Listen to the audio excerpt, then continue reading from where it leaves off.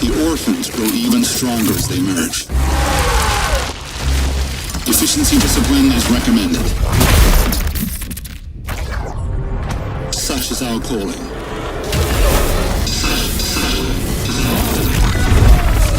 Follow your purpose. Gather the other essences. The vocation must go on. I need to do my part.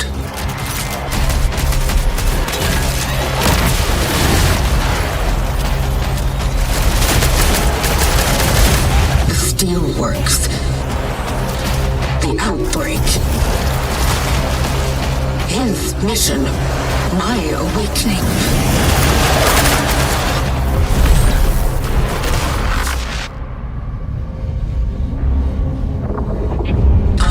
To make sense of it all. Cronos: The New Dawn is a bold new sci-fi horror game from Polish studio Blooper, a small indie studio who is outside of Poland, who is responsible for little-known games such as Layers of Fear, Blair Witch, and more recently, the Silent Hill 2 remake. This new IP that Blooper has made shows its influences really well, from the Dead Space inspiration to the Metro to the other types of survival horror games and other types of games that we know and love to this day. And after playing it, I could not get enough of this twisted sci-fi fantasy where you play as a person called the Traveler, who goes back in time to put a rest into the souls of people who have died. Cronos has the type of story where it leaves you with more questions than answers, but in a really good way. It makes you question the logic and the motives of who's really saving humanity. With pieces of the game's lore being found in different locations and optional areas, such as different apartment complexes or optional areas. Where it has kind of like a BioShock type of system where you can go and find audio recordings or scraps of paper or see some of the story beats through cutscenes like you see here. First off, I want to say the main character of this new IP, I absolutely love her. I love the design, I love the look, I love how she talks. She is absolutely amazing. Whoever does the voice for the Traveler is absolutely amazing in their performance, I will have to say. Graphically, the game is absolutely stunning. If I had to rate the game by how it looks, it's just absolutely amazing. This absolutely new take on 1980s Poland is absolutely stunning. The graphic and art design from the suit to everything else just looks absolutely amazing. The enemy design is unique and purposeful. It makes everything just feel so tight and compact.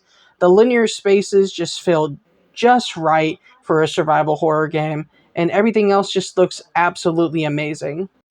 Even the soundtrack is amazing. The synthy 1980s pop sounding fusion just works so well for its new take on the horror genre, especially for the sci-fi setting. Well, besides the presentation, let's go ahead and talk about the gameplay. The gameplay should be the most familiar aspect of the game. The game borrows key elements from games like Dead Space, Alan Wake, or even The Evil Within, it being a third-person shooter type of horror game. From the level design to features like even stomping, this game just oozes classic survival horror. Enemies are stuck in the walls, and you can't tell the difference between a regular body or an enemy. This game features a new system where it has a corpse indicator, where it can choose or let you see if a corpse is actually dead or it might be an enemy hiding. It's a small thing, but it really works when it comes to immersion, because numerous amounts of times I was always on the edge of my seat. And more weirdly enough, just like in Dead Space, there are jumping pads that you can jump to by interacting with them, which gives you some amazing visuals to look around when you're going through these linear spaces. But now it's time to talk about the new mechanic of the game, which is kind of like the selling point, which is the merge mechanic. Enemies have a chance of going up to any other corpse that they find or any fallen enemies and try to merge and get their abilities from them, which then combines into a new enemy type. If you have fire bombs, they can definitely help you in these situations, or high damage weapons, but you do have limited bullets. Enemy variety gets really complicated and really good really quickly. Like, for instance, these spider type enemies that shoot acid at you, or these chargers that you can find, or simply just grabbers. But if you let them merge together, they will all start combining into bigger enemies that can even have all the abilities at once. It makes combat really challenging and really tense, especially since you have limited ammo and limited supplies. But one aspect of the combat I kind of wish was there was something like in Dead Space, like the gore mechanic. Like, it would have benefit even more if you were able to see what your bullets have done towards enemies. To be honest, it would have been, a lot better. Especially when you're facing against big bosses like this, you want to see what your bullets can do. And besides combat, most of the game you're going to be exploring linear spaces, like abandoned apartment buildings or abandoned warehouses inside of these really weird places. In these optional places, you'll find things like bits of lore, gun upgrades, stuff to upgrade your stuff. It's a lot like Resident Evil, where you need to find things to pretty much complete certain areas or enter new areas, like bolt cutters or batteries. Energy cores being there to upgrade your guns, such as, stopping power, which is like damage, and then upgrading your clip size, to these new battery packs that help upgrade your suit, just like how it was in Dead Space. It honestly made the progress just really good. I didn't feel rushed at all to upgrade anything, but at the same time, it made me feel like if all the upgrades are worth something, especially with combat sequences. And the exploring is just absolutely perfect, especially in these linear spaces. But even with all the upgrades and being powerful, there's a good balance system with its inventory space.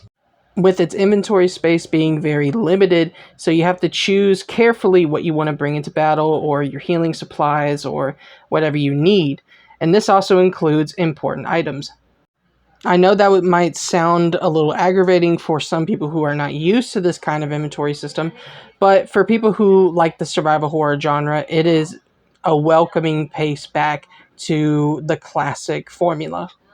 And it makes you really want to try to find and defeat enemies in your own way. Now, with the 16 hours I've got to play with the game to its full completion, I will tell you that I've played this game on the PlayStation 5. With its beautiful scenery, I did notice that there were decent frame drops.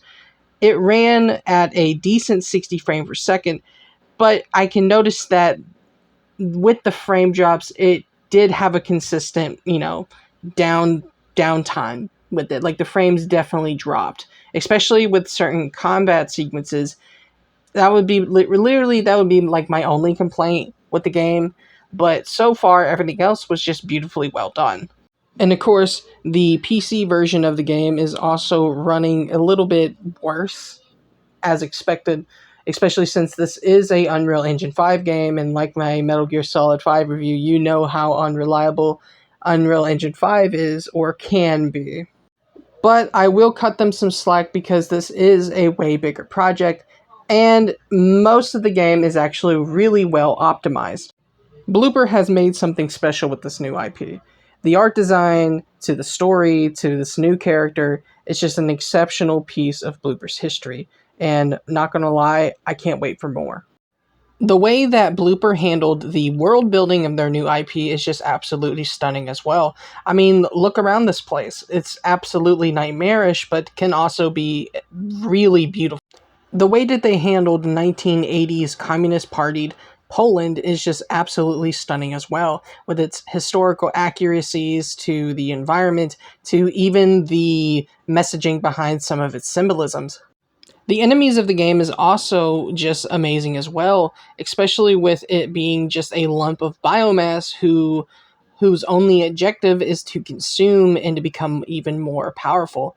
The story itself is wonderful, the gameplay itself is pretty challenging, but the overall story, world building, and lore is just absolutely fascinating, especially with something as new. It's something brand new to experience, and that definitely got me excited. And of course, the most important part and the best part of the game for me has to be the story. I mean, the symbolism and the outwards just beautifulness of its atmosphere and tense situations just make everything just absolutely amazing. Of course, you might ask, like, what's the main purpose of the story? What's the main, objective?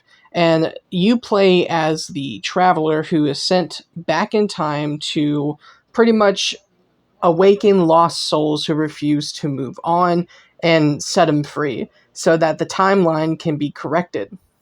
But of course, there is secrecy behind this objective with the people that you work for, definitely having some suspicious, secret mission behind their back. But I'm not going to spoil anything. But besides that, there's definitely way more that's going on, especially since there isn't just the souls of the damned you have to save, but also the fact that there's also anomalies that you have to destroy.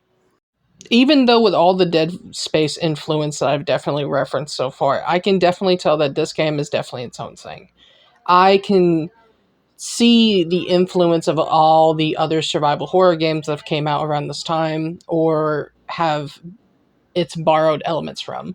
I mean, from the Silent Hill exploration to the Dead Space inspired combat to the absolutely beautiful nature of the Evil Within, I can definitely say that this game is definitely worth buying. And if you admire the survival horror genre, I would say definitely give it a shot, especially if you like seeing hidden messages or symbolism in your games. Blooper Team has definitely improved on its last creations. I mean, I'm not saying it's a perfect game. I'm not saying it's a bad game either. I'm not even saying it's good. I definitely see some of the best elements I've seen in this game.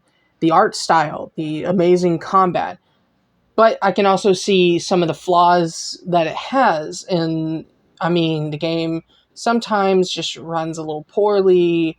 Some things just feel slow, but overall, the game is a great experience. But overall, what do I think of the game? The game is a masterpiece in class of world building, lore, and it does something new that a lot of stories these days don't do, and that it's not afraid to make you ask questions. And the questions that the game definitely makes you ask is, who can you trust? Who are the real assholes of this universe? Who is your friend? Who is your foe? Who are these people that I work for? It makes you ask questions like that, or makes you try to understand, where did this disease come from? Where did these creatures come from? Who are these characters? Who is these people who are by my side at all times? And you even question the main character through their motives and stuff like that. It makes you think, like, who you are, especially. And the main character herself is an amazing character. I love her design. I love her.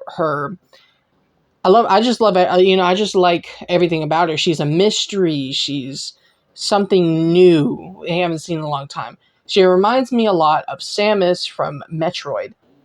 Cronos the New Dawn is an exceptional piece of survival horror history, and it'll probably go down as one of the best ways to experience the survival horror genre, probably in the near future. Is it Game of the Year worthy? No, I don't think so. But it's definitely one of those games you definitely want to experience if you're a horror fan like me and you love the horror sci-fi genre. I mean, it has everything that you would want in a sci-fi horror setting. From the Polish history to the overall world building, Kronos is definitely something to behold. If you're interested in history like me or the sci-fi horror genre, I would definitely recommend it. But overall, I want to say thank you guys for watching. If you guys haven't seen my other reviews or my other retrospectives, definitely give it a shot and pretty much go ahead and go buy this game. This game is beautiful overall, gameplay satisfying. Just go out and go buy it. I mean, it's definitely a recommend for me. But if you had to number it, I would definitely give it like an 8. like an 8 out of 10. A 9 at best if it wasn't for some of the technical issues that I experienced while playing the game. But overall, thank you guys for watching. I love all you guys. Thank you for, keeping me sane by letting me work on books or YouTube videos for you guys. And I can definitely just say, overall, it's a great game. Even though it took me around like 16 hours to beat, I didn't mind the length. And I just think the length was a little bit too short, but I can get why for a survival horror game. But overall, it is a great experience. But I love you guys. I'll see you guys in the next retrospective or video. Bye-bye. I swear to God, soon as I got up in the morning and sat down in front of a store, guess what jumped off the roof? A monkey. Get what he said? Did you eat breakfast this morning, Chesterstone? I said, no, Mr. Monkey. He said, here. A goddamn banana, bitch.